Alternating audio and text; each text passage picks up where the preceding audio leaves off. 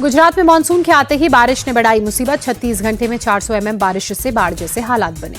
गुजरात के अरावली में मूसलाधार बारिश से बाढ़ जैसे हालात। रिहायशी इलाके जलमग्न, मंदिर मकान डूबे। भारी बारिश से सड़कों पर घुटनों तक भरा पानी। लोगों का जनजीवन प्रभावित। पानी के तेज बहाव में बही कार और बाइक। सूरत में भारी बारिश से अपार्टमेंट की दीवार गिरी। कोई हालांकि हताहत नहीं।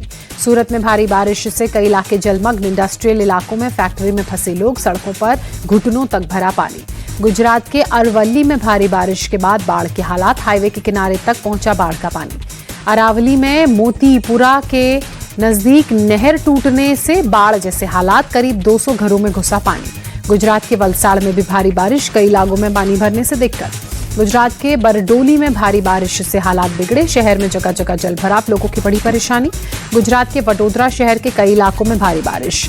मोगलवाड़ा में जल जमाव से लोग परेशान। गुजरात के शक्तिपीठ पावागढ़ की पहाड़ी पर भारी बारिश। झरने जैसे दिखने लगे मंदिर परिसर की सीढ़ियां। नासिक में उफान पर गोदावरी नदी। शहर में बाढ़ जैसे हालात। कई मंदिर और घाट जलमग्न। राजस्थान के बांसवाड़ा में बारिश का दौर जारी। मकान और सड़कें पूरी तरह से जलमग्न। पानी की चपेट में इलाका। मध्य प्रदेश के उज्जैन में मूसलाधार बारिश। कई इलाकों में जल जमाव। लोगों को गर्मी से मिली राहत। हल्द्वानी में मूसलाधार बारिश से उफान पर नहर नाले। पानी का तेज बहाव। कार बही। 4 लोगों की मौत, 3 को बचाया गया। उत्तराखंड के बद्रीनाथ में लैंडस्लाइड। 3 लोगों की मौत। यात्रा पर फौरी तौर पर रोक लगी। उत्तराखंड के बागेश्वर में भारी बारिश के बाद कई जगहों पर लैंडस्लाइड। पहाड़ का मलबा आने से 19 सड़कें ब्लॉक में तब्दील हुई।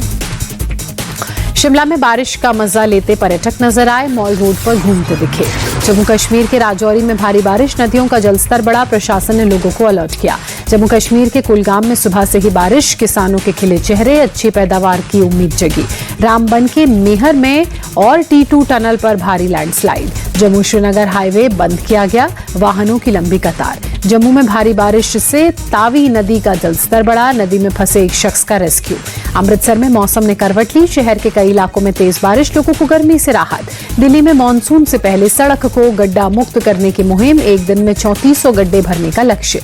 मानसून की तैयारी में दिल्ली सरकार जुटी। मंत्री मनजिंदर सिंह सिरसा ने कहा, दिल्ली की रफ्तार न रुके, तेजी से हो रहा काम। असम के दीमा हसाओं में भारी बारिश के बीच लैंडस्लाइड। रेलवे ट्रैक पर मलबा गिरने से ट्रेन सेवा ठप। गाड़ियों का परिचालन बंद। कर्नाटक के हुबली में भारी बारिश। लगातार बारिश से लोगों की परेशानी बढ़ी।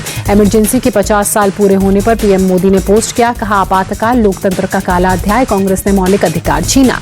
पीएम मोदी ने कहा, आपातकाल में संविधान की मूल भावना कुचली गई। जन संघर्ष से लोकतंत्र बहाल हुआ। भारत में आपातकाल की 50वीं बरसी पर आज बीजेपी मनाएगी संविधान हत्या दिवस। दिल्ली के त्यागराज स्टेडियम में दोपहर 2:30 बजे आयोजित कार्यक्रम में अमित शाह, अश्विनी वैष्णव और गजेंद्र सिंह शेखावत शिरकत करेंगे।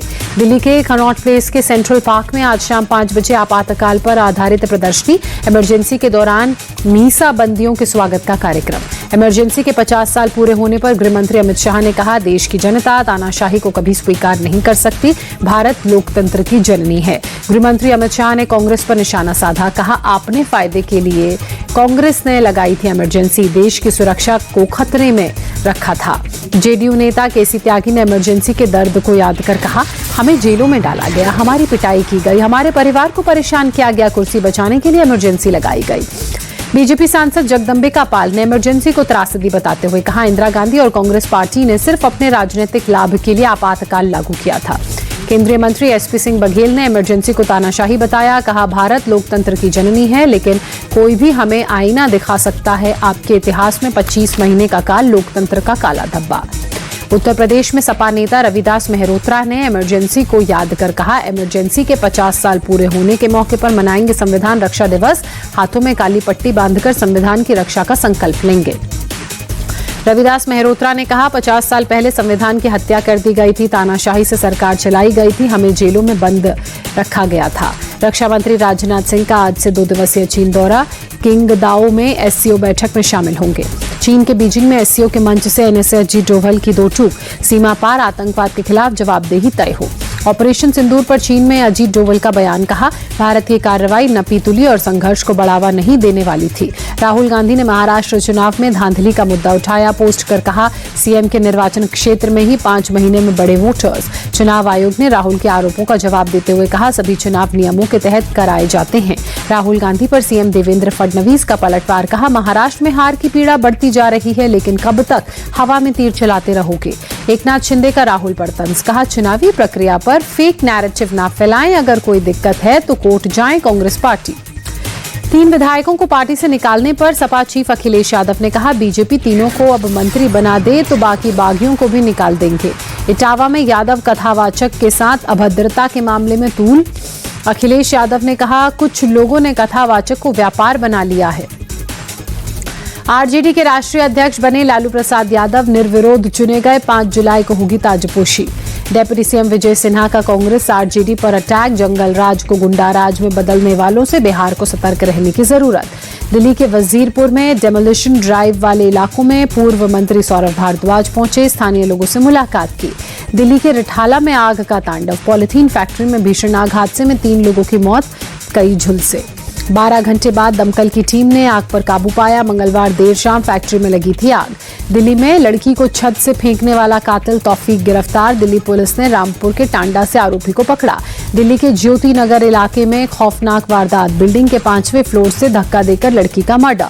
गिरफ्तार तौफीक पर नेहा को छत से फेंकने का आरोप, बुर्का पहनकर बिल्डिंग में घुसा था आरोपी। पश्चिम बंगाल के कालीगंज विस्फोट मामले में 4 लोग गिरफ्तार, पुलिस करेगी पूछताछ। विस्फोट में 13 साल की बच्ची की मौत।